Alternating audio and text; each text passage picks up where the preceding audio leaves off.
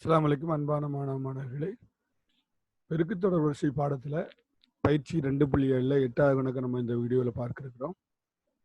a, b, c என்பன ஒரு கூட்டுத்தொடர் வரிசையில் அமையும் எனில் 3a, 3b, 3c என்பன ஒரு பெருக்குத்தொடர் வரிசையில் அமையும் என காட்டுக.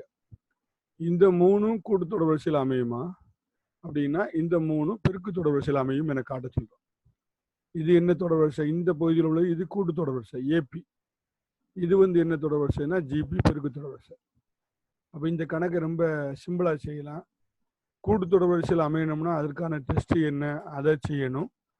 பெருக்கு தொடர் வரிசையில் அமையணும்னா அதற்கான டெஸ்ட் என்ன, அதை செய்யணும். இந்த ரெண்டையும் செஞ்சிட்டோம்னா இந்த 3a, 3b, 3c என்பன ஒரு பெருக்கு தொடர் வரிசையில் அமையும் என காட்டுக என்பதை நிரூபிச்சிடலாம். ஃபர்ஸ்ட் முதல் பார்ட்டை எடுத்துக்கிடுவோம். ஃபர்ஸ்ட் பார்ட் இது ஒரு கூட்டுத்தொடர் வரிசையில் அமையுது. அப்படி a, b, c என்பன ஒரு கூட்டுத்தொடர் வரிசையில் அமைகிறது. அப்போ கூட்டுத்தொடர் வரிசைக்கான டெஸ்ட் என்ன? முதல்ல இதை எழுதிக்கிடுவோம். a, b, c என்பன ஒரு கூட்டுத்தொடர் வரிசையில் அமைகின்றன என்பன ஏபியில் உள்ளது. சரி, அப்போ அதற்கான டெஸ்ட் என்ன? இது ஏபியில் இருக்குன்னா எந்த கண்டிஷன் நிறைவு செய்யணும் அப்படின்னா T2 minus is equal to இது ஒரு கூட்டுத்தொடர் வரிசையிலேருந்து ரெண்டாவது உறுப்புலேருந்து முதல் உறுப்பு கழிச்சா வரக்கூடிய விடையும் மூணாவது உறுப்புலேருந்து ரெண்டாவது உறுப்பு கழிச்சா வரக்கூடிய விடையும் ஒன்றா இருக்கணும். அப்போ T3 மூணாவது உறுப்பு மைனஸ் ரெண்டாவது ரெண்டாவது இது உண்மையாக இருக்கணும். அப்படித்தானே? இது ஒரு கூட்டுத்தொடர் வரிசையில் அமைஞ்சுன்னா அப்போ ரெண்டாவது T2 எத்தனை? இதற்கு T2 B. அப்போ T1 எத்தனை A. அப்போ B minus A is equal to இந்த பக்கம் T3 மூணாவது உறுப்பு என்ன? C ரெண்டாவது உறுப்பு B. அப்போ C மைனஸ் B. இது கணக்கின்படி அவன் கொடுத்த கண்டிஷன் படி வரக்கூடிய விட. இது ஈக்குவேஷன் 1ன்னு வச்சுக்கிடுவோம். சரியா? இப்போ அடுத்த கணக்குக்கு வருவோம். அந்த சைடில் விட ரெண்டாவது சாப்டர். எது பெருக்கு தொடர் வரிசையில் அமையும்னு காட்ட சொல்றான். அப்படித்தானே? இந்த 3a நிரூபிக்க வேண்டியது 3a, 3 நடுக்கு a, 3 நடுக்கு b, 3 நடுக்கு c. இதை பெருக்கு தொடர் வரிசையில் அமையும் அப்படின்னு காட்ட சொல்றான். இது எதுல இருக்கு? ஜிபியில் இருக்குன்னு சொல்லலாம். சரி, ஜிபியில் இருக்குதான் நம்ம நினைச்சுக்கிட்டோம்னா என்ன பெருக்கு தொடர் வரிசைக்கான டெஸ்ட் என்ன? GB test. அதை எழுதிக்கிடுவோம்.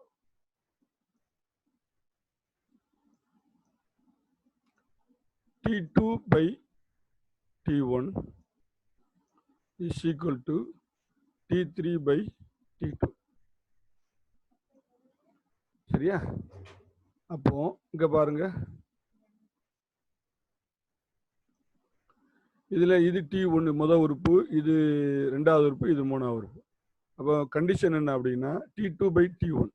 அப்போ T2 by T1 3 நடுக்கு B மைனஸ் பை 3 நடுக்கு A. அப்போ 3 நடுக்கு B பை 3 நடுக்கு A ஈக்குவல் டு அந்த சைடில் மூணாவது உறுப்பு பை ரெண்டாவது. ஏன்னா இது பெருக்கு தொடர் வரிசை. பெருக்கு தொடர் வரிசை வகுக்கணும். மூணாவது உறுப்பு என்னது? 3 நடுக்கு C பை 3 நடுக்கு B. இப்போ ஏற்கனவே நம்ம 8ஆம் வகுப்புல படித்த அடுக்குடைய வகுத்தல் விதிப்படி அடிமானம் ஒன்றா இருந்தால் அடுக்கு ரெண்டையும் கழிச்சிடலாம். அப்போ ஒரே அடிமானத்தை போடுங்க. இந்த ரெண்டுலையும் 3 மட்டும் போடுங்க. ஏன்னா இந்த ஏயை மேலே கொண்டு போய் கழிச்சுங்க. இப்போ அடுக்குடைய பெருக்கல் விதியில் அடுக்குகளை கூட்டினோமா, அதே மாதிரி அடுக்குடைய வகுத்தல் விதியில் அடுக்குகளை கழிக்கணும். அப்போ 3 நடுக்கு ஒரே ஒரு அடிமானத்தை மட்டும் போட்டுட்டு B மைனஸ் ஏன்னு போட்டுறோம். இந்த ஏயை மேலே கொண்டு போய் என்ன செஞ்சிடறோம்? கழிச்சிடறோம். இதுதான் இந்த ரெண்டுக்கான விட. அந்த சைடில் 3 நடுக்கு C பை 3 நடுக்கு பிக்கு ஒரே ஒரு அடிமானத்தை மட்டும் போடுங்க. இந்த பியை எதில் கொண்டு கழிச்சிருங்க?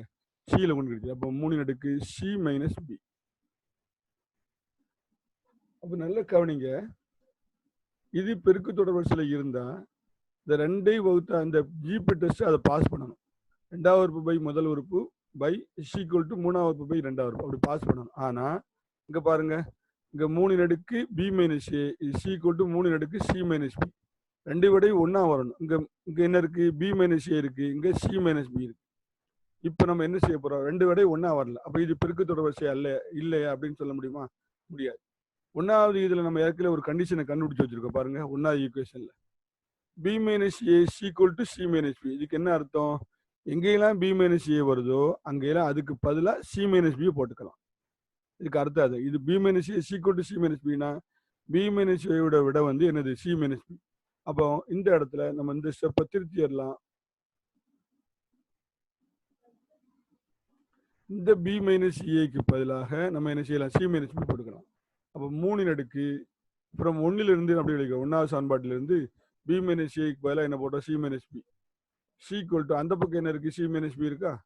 அப்போ சி மைனஸ் இப்போ பாருங்க, இந்த பக்கமும் சி மைனஸ் பி 3 அடுக்கு சி மைனஸ் பி, அந்த பக்கம் 3 அடுக்கு சி மைனஸ் பி. அப்போ இந்த தொடரானது எதை பாஸ் பண்ணிடுச்சு, ஜிபி டெஸ்ட்டை பாஸ் பண்ணிடுச்சு.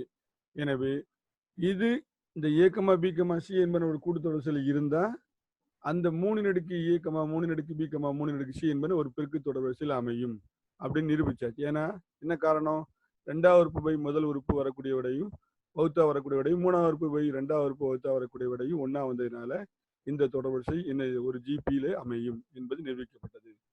ரொம்ப சிம்பிள் கணக்கு தான்.